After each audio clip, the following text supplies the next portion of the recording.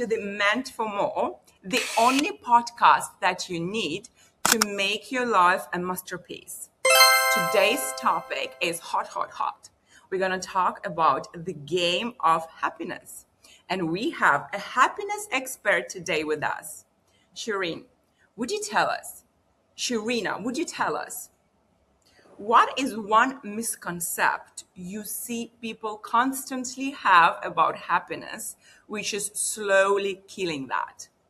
Well, thanks for having me on your podcast, Kristina. So, the biggest misconception around happiness is the desire to believe that happiness is actually out of our control.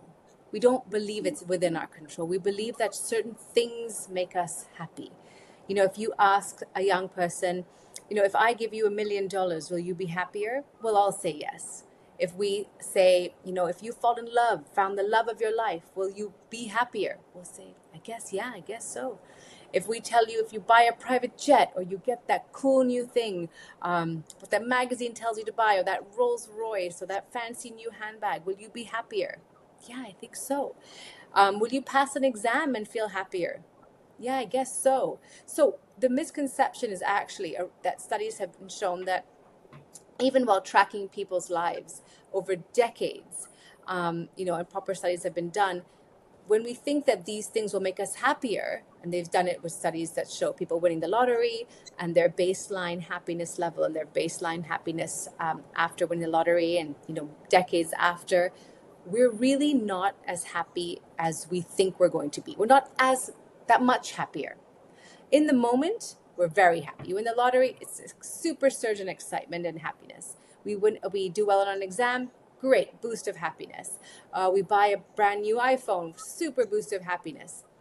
But that happiness is short-lived and it doesn't sustain for the long term. So that's a misconception that I talk to a lot of young people about. That, what makes you happy? And for a lot of the adults I work with, what are you chasing? What really feels good and what's really worth your time and energy? Oh, right. So if I have to summarize that, the biggest misconception is that happiness is not, things we think will bring us happiness will not bring us the lasting one. Well, it doesn't make Right. us as happy as we really think for as long as we think, that's for sure.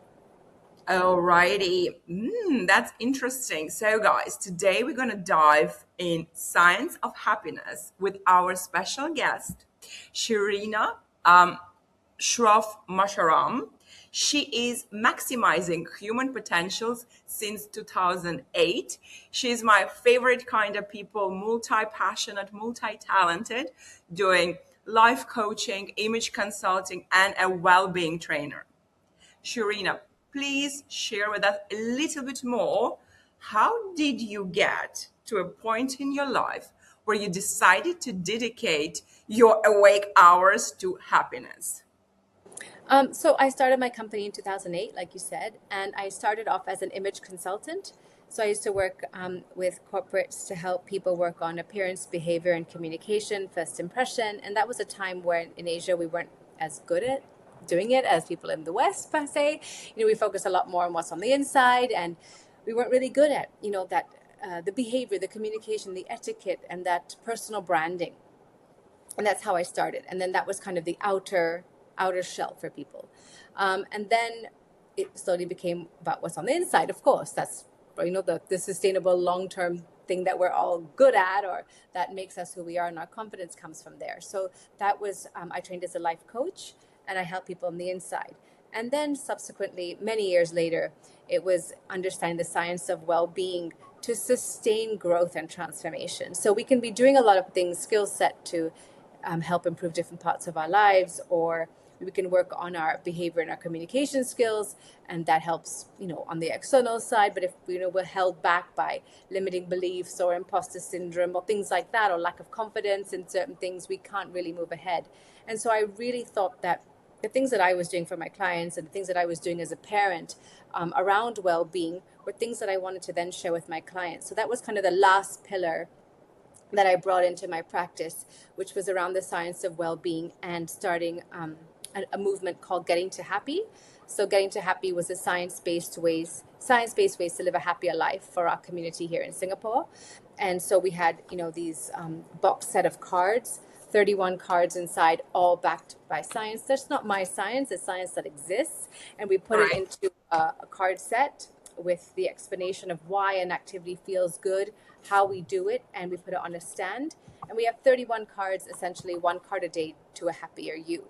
So all the changes, be it the internal ones, the external ones, are all sustained when we have things like routine, a sleep schedule, we practice gratitude, we realize that not every day is a great day, we prioritize family time, etc. All these different things.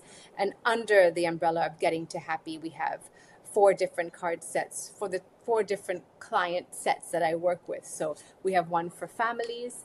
So I work with, the Singapore Association of Mental Health and other nonprofits to help families and units change and work together.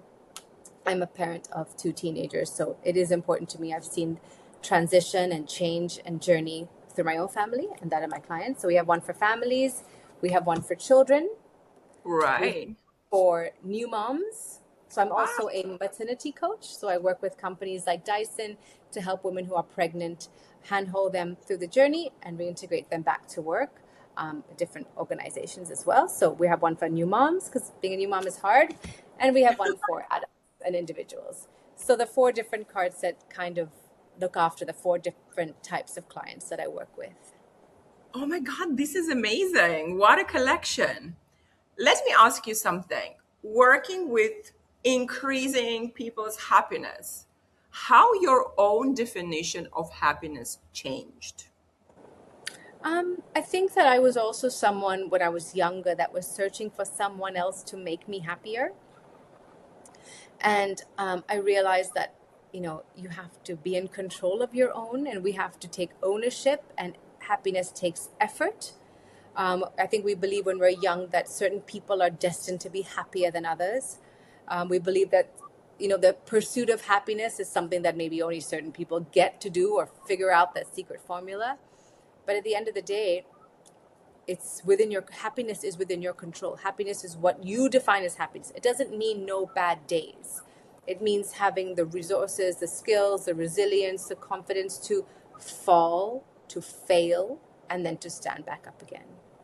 All right. So would you say that for each individual, happiness would look slightly different, that there is no universal definition? Absolutely. My happiness is different from yours. What I do, what I choose to invest time and energy in is going to be different from you. And it's a balance, right? Like my happiness is a balance and a tipping. And it's kind of the same as when people say, can women do it all? What is doing it all for you and what is doing it all for me? It will be different. And if I find my balance of doing it all means some days I'm with my kids, some days I'm out doing all my work, some days I'm with my friends. If I find that balance and that's all for me, then I'm doing it all. So happiness is the same. If happiness for me means living my way with the resources that I have and I'm content and satisfied with that, then that's my happiness. Alrighty. So, guys, there is no universal recipe of happiness, No. and you gotta find yours by, I guess, trials and errors. Yeah. And if you have to say, what helps people to understand their own happiness? What did you see really helps someone to go through? Maybe I'm just not a happy person to creating this life full of joy. Well, I think it's breaking down what's holding them back, right? Like, what is Okay. it that is always in the background for you? What is always in the back of your mind? We have to let go of things that we can't change. So we also have to release things. We have to go back and think, can I fix something? If you've hurt someone, you maybe are having a hard time moving forward, but maybe that person is no longer around. What do you do? How do you rectify it? What do you say? How do you move on from difficult situations? What are some situations that don't require any action because it's gone and nothing can be done? And it's out of your control. Maybe Ooh, do someone you? doesn't want to answer your phone ever and you can't say sorry. Is it saying sorry to the universe? I don't know. But it's really looking back and saying, what can I do to the things that are holding me back? Can I change it, tweak it, adapt it? And also, then where do I want to go? You can't go Wow. forward. You can't So move forward what on what's dragging you back, right? And then you determine, okay, what is it that holds me back, and where do I want to go, and how do I move forward? And that moving forward journey is now what are the what kind of engine oil do I use? And that's the happiness tools that we talk about in getting to happy, which is like exercise, breath work, sunlight, going for a walk with a family, communication, writing letters, savoring what you eat, disconnecting from tech, um, finding joy in being kinder to others, unexpected kindness, which is like you can spend on others. Spending on other people versus ourselves actually boosts our happiness, but we don't know that. We think that if I get something I'll be happier, but actually when we give we feel happier. You don't have to spend a lot, but you can spend a little and it feels better than taking. So small things like that, which are the cards that we use in our card set, for children and adults and families. Okay, something interesting you said, which I want to highlight, is that unresolved issues can affect your happiness, right? And but I think this is deep. If you think about that, I would imagine you can work on your happiness by maybe, I feel way happier when I sleep well. Yeah. Like, whilst I sleep well, I'm a happy person. I exercise, I'm a happier person. I hang out with my friends, I feel happier. I Right. do the love that I work, I feel happier. But I've never thought about holding on to things can destroy your happiness. Well, it What, just takes time. Sorry. yeah? And what other things you learned that people didn't know about those joy stealers? What is stealing their joy? What is stealing their happiness, which they can realize by using your cards?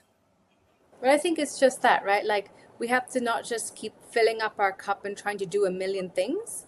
So Okay. it's one to get up, sleep well, practice gratitude, journal, do yoga, stretch, meditate, breath work, sunshine, protein, weightlifting, work, kids, and trying to do all of it when there are things in your life that are unresolved.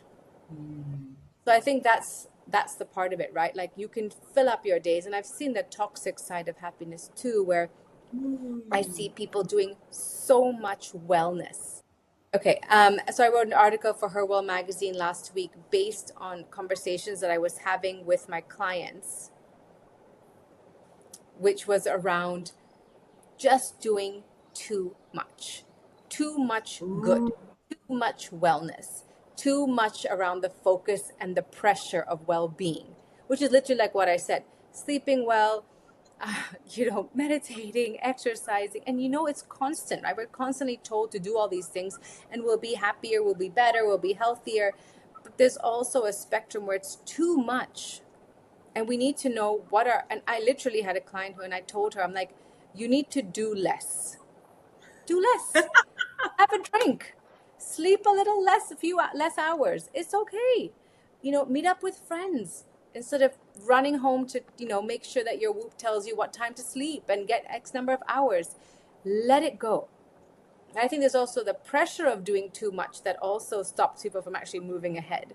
So there's people who are, constantly doing 100 things to fill up their cup in terms of wellness and, happiness, things like that, but also not addressing what is in the background, what they need to change, tweak. And it's just asking yourself, right? Like, what do I know that really is holding me back?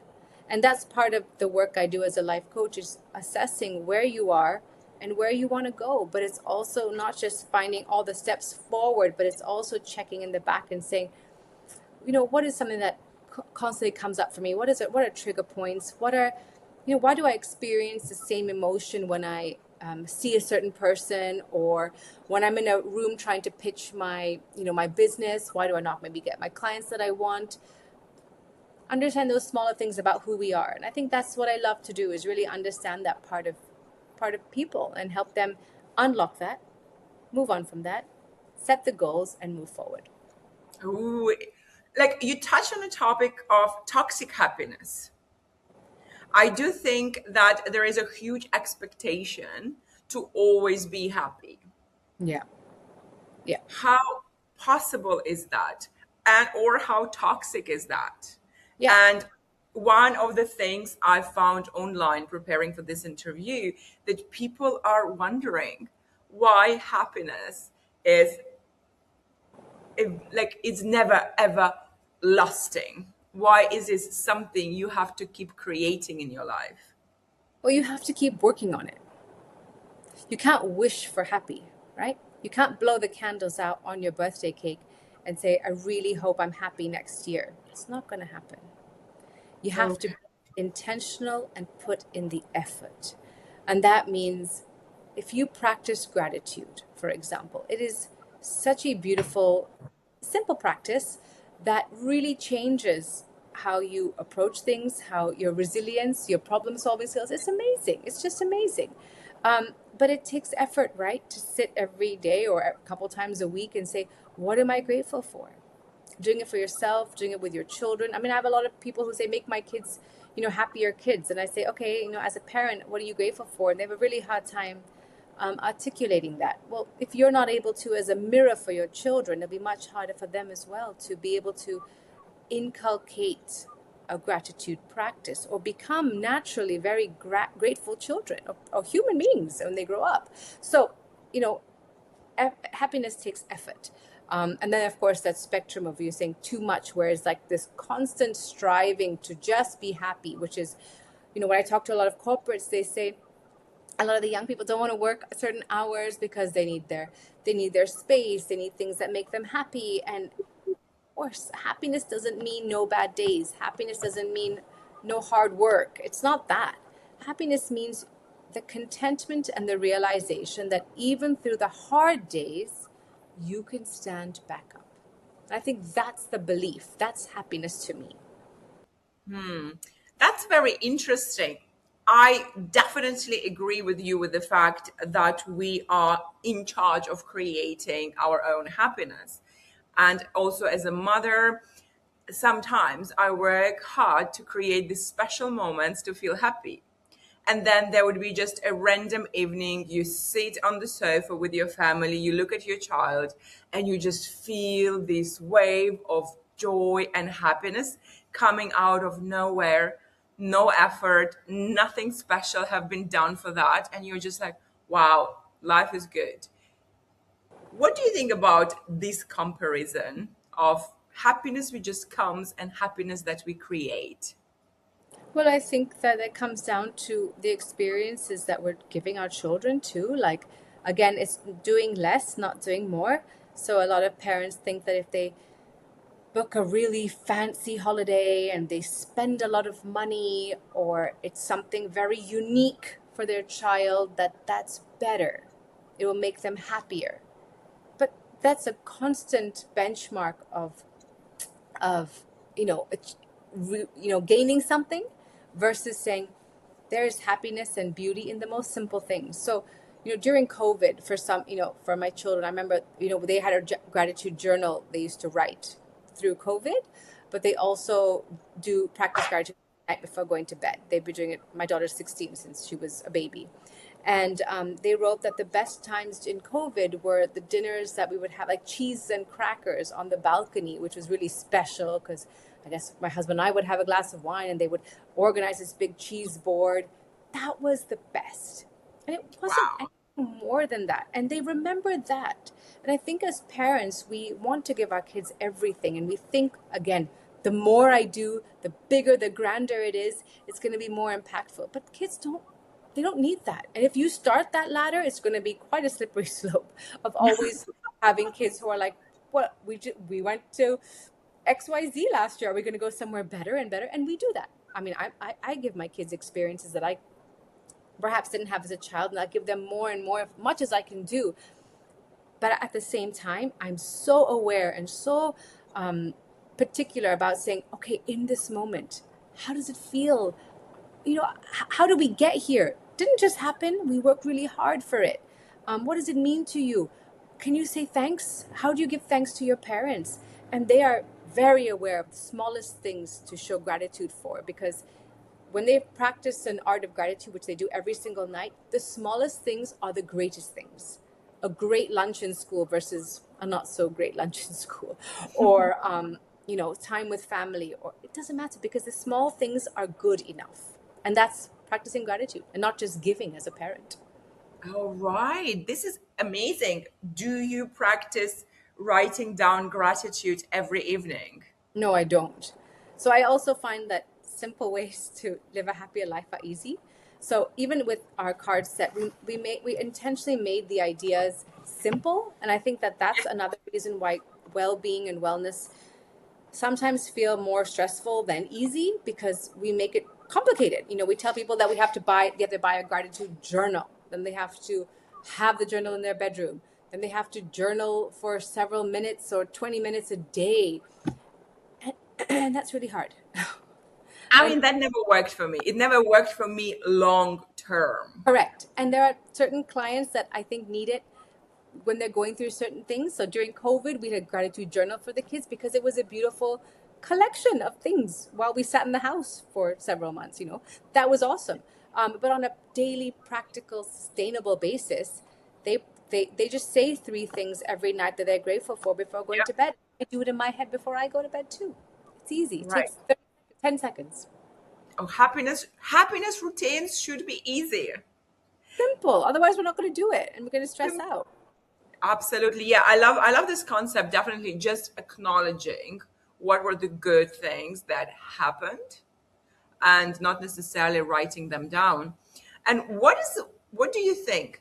What are people chasing that they believe will make them happy, especially here in Singapore, but it actually never does?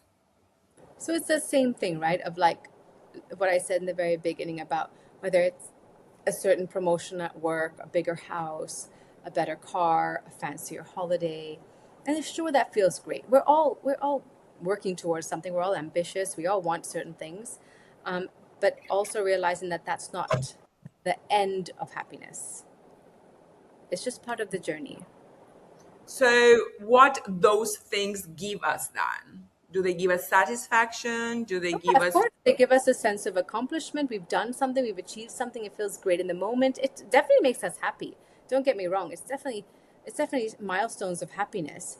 But we just know that that's not the end of happiness. That the true happiness is the moments with your family, um, communicating, having confidence in yourself. Those are the root of happiness, right? Like we can go on a beautiful holiday, for example, but perhaps hate the way we show up, or actually don't even love ourselves.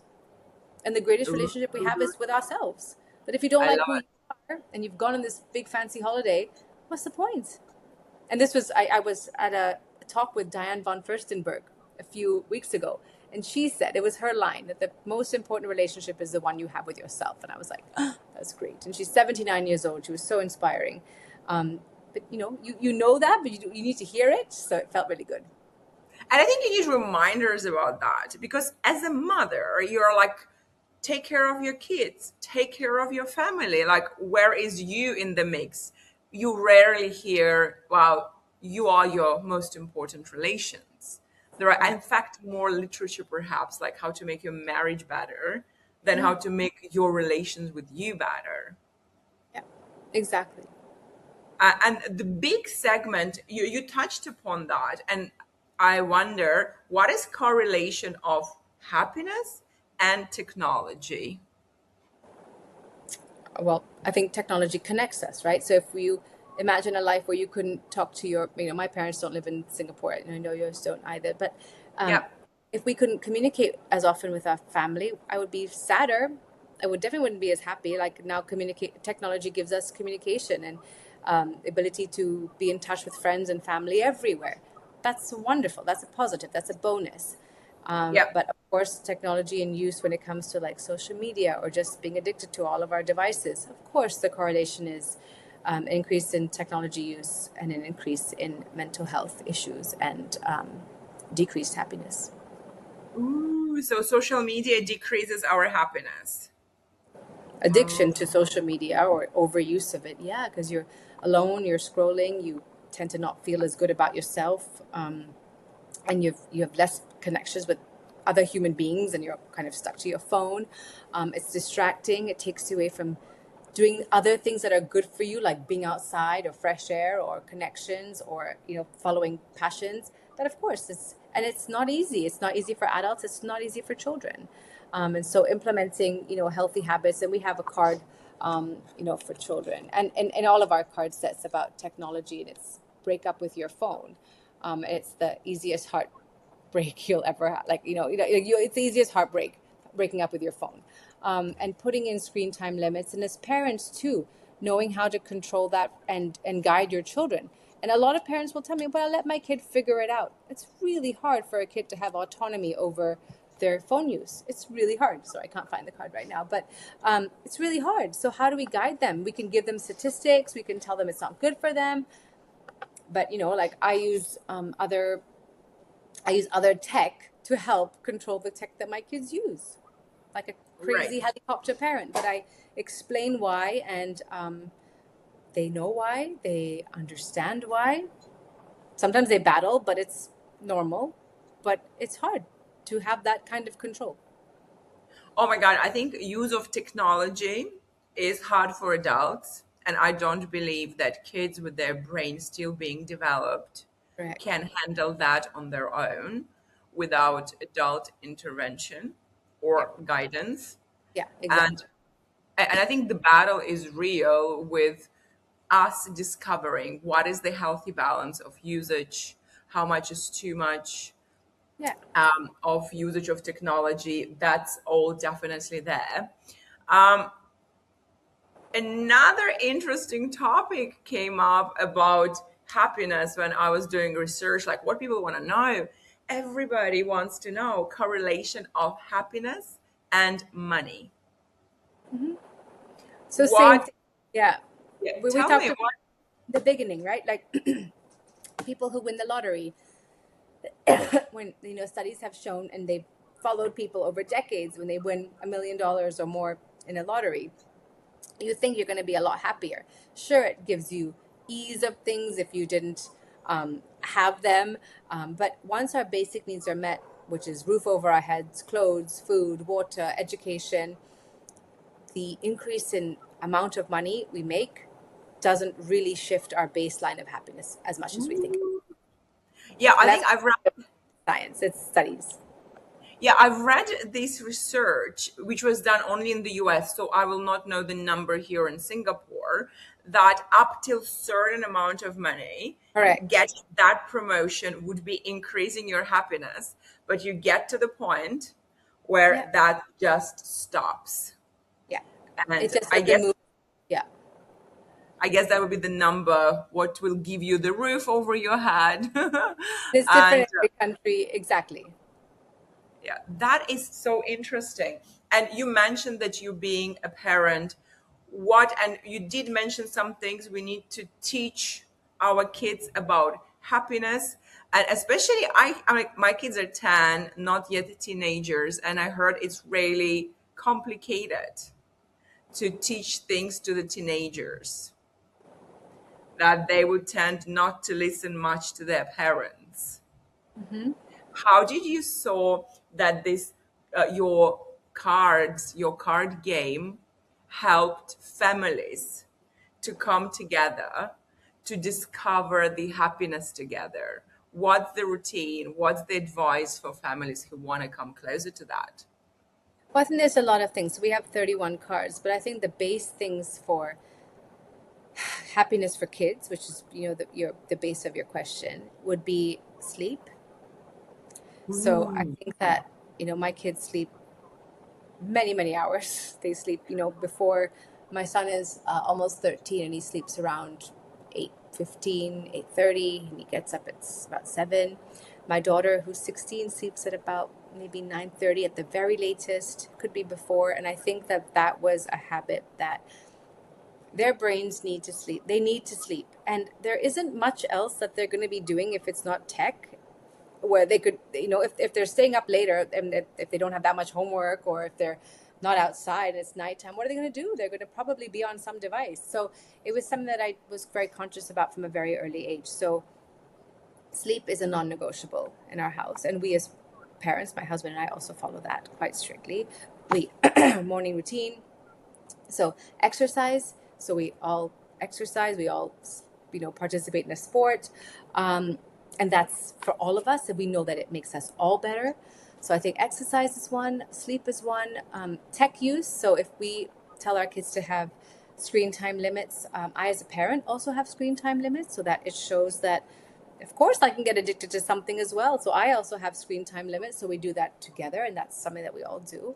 And gratitude. There's 100 million other ones, but I would say gratitude is probably the biggest one that we see change with not Okay. just within my family, but I've seen it with my kids and my clients and myself. Ooh, so very good point. All very doable, all very easy, Yes. possible for everybody. One thing caught my attention. How is your morning routine looking like? What is the morning routine for happiness? Taking into consideration it's a busy household, people go to work, people go to school, rush, rush, rush. How do you do your mornings, Shirina, which helps bring you closer to happiness? So I don't think it's maybe towards happiness, but it's definitely towards a healthy lifestyle, which gives me balance and the right mindset, physical and mental, which is then Okay. linked to happiness, right? So I get up at a certain time. I don't get up, very, very different timings. Maybe the span of like 20 minutes it changes, but that's about it. It's the set time. I exercise every morning, so it doesn't matter what kind of exercise. It could be a walk, it could be a run, it could be my personal training, it could be my group class. I used to play tennis. It could be anything like that, but movement. I try to get sunlight in the morning too, and just a few minutes of fresh air and sunlight, which really helps. Also help with sleep cycle. When you get sunlight into your eyes in the morning, I do that. I drink a lot of water. I Okay. I take in protein, strength training, and then I carve out my day. So some days it's more work, some days it's less. And what kind of work am I doing? Some are my clients where, there's clients, there's pro bono work, there's my creative work, which is writing. So I write for publications like Her World magazine. Then it's my kids, and that's also satisfying. And I don't want something that gives me, a 20-hour workday. I don't want that. I want my happiness is also based on time with my children, conversations with my children, teaching, love, all of that. And it could be then, and then it comes back to the evening, which is evening routine. I go into my room, I play sleep music on my phone. I have a diffuser with lovely essential oils. The room is dimly lit, so dim lighting helps with sleep as well. And I love to read. I absolutely love to read, and I read every single night before going to bed. I think actually last night, um, I put my flashlight on, a flashlight, put my phone on because I wanted to continue reading even though my husband was sleeping. But I love it. It makes me fall asleep better. Um, it's great. So I disconnect from tech and I read. So that's my wonderful evening routine. Oh my God, that was a beautiful day. So sounds so effortless, yet such a great goal. And before we wrap up today's episode, let me just go a little bit deeper. Is it possible that some people are unconsciously choosing unhappiness? Sure, yeah, of course. And there are people that, you know, have a hard time moving on and moving past things that have happened to them. And there are times when people have experienced trauma, loss, abuse, clinical depression, and those are not my clients because I don't work with people like that. I'm a life coach. Okay. For those kind of people, of course, life is not exactly super happy, and that makes sense. And they need a different kind of help. And, getting to happy gratitude and walking outside isn't going to fix all your problems, right? We have to be very consciously aware that different people experience different things in their lives, and everyone needs a different solution to get them to the place that they want to be at. Right. This is a very good reminder. I think if someone listening to this podcast today is experiencing a deeper grief, Absolutely. depression, Yes. please do reach out for help. There are many resources available. and that we talk about simple fixes, but probably they are not for everybody. And I Exactly. think it's very important Yes, to know your baseline, absolutely. right? And what's one question that you want everybody who is listening to this podcast to ask themselves that has a potential to make them happier right here, right now? What is holding them back from doing the things that are within their control to live a happier life? So if it's things like, you know, you should sleep earlier and not watch Netflix till 3, it's on you. You need to know when to turn it off and when to go to bed earlier or get more hours of sleep. Happiness is within your control. So ask yourself, what's stopping me from doing the things that I know I can do? Wow, I love that question. And to piggyback on that, what are people doing every day in your practice that quietly making them unhappy? Well, I guess it's the opposite of all the things that make them happy, I guess. Maybe not exercising, not sleeping enough, focusing their energy on the wrong things, not moving past the things that are holding them back and not resolving things that need to be resolved for them to actually move ahead. And not believing that it takes effort to be happy. You have to put in the effort. It takes effort to be happy. I guess that will be my main takeaway from today's conversation, that it takes effort to be happy. And while some happiness can just appear in our life, overrule its master plan, master game to build up your routines, to build up your mindset, that you can be happier and more often happy than not. Yeah. Like, thank you so much, Shireena, for sharing with us today. That My, was beautiful. Is there anything else you would like to add before we finish this conversation? um, probably not, but I think that if you are looking for more ways to be happier, you can visit our website, which is www.gettingtohappy.sg, and follow us so that you can learn tips and easier science-based ways to live a happier life. I think that would be my biggest takeaway, and it's a great gift for anyone. We all need to be happier. I think that if you ask anyone, do you want to be more happy? I think everyone would. I would. I think no one wants to be less happy. Want to be more happy. So these daily reminders are a great way. And for new moms, who've just given birth, having giving them reminders of how to live a happier life. For children, our card sets are make wonderful gifts as well. Ooh, okay. Last question from me. You said everyone could be happier. Is there a limit to happiness? Is there the place you're like, I'm as happy as humanly possible? That's the top. I don't think so. I mean, if you ask me, am I as happy as I can be? I would say yes. In this moment today, I'm as happy as I can be. Some days I'll be less, but I'm not striving for more. Beautiful. Thank you, Shireena. You're welcome, Bye. Tina.